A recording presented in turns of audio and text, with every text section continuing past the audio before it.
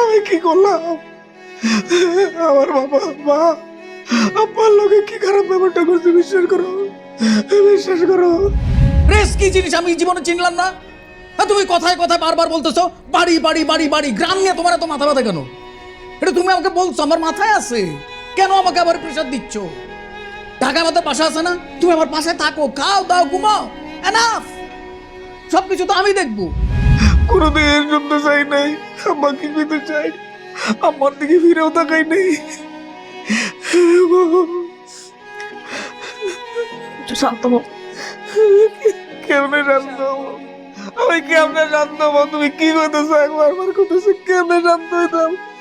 আমি কেমনে শান্ত হবো? আমার বাপ এই কই, যে বুঝতে পারছো, আমার আম্মা কই, এরা কই গেছে?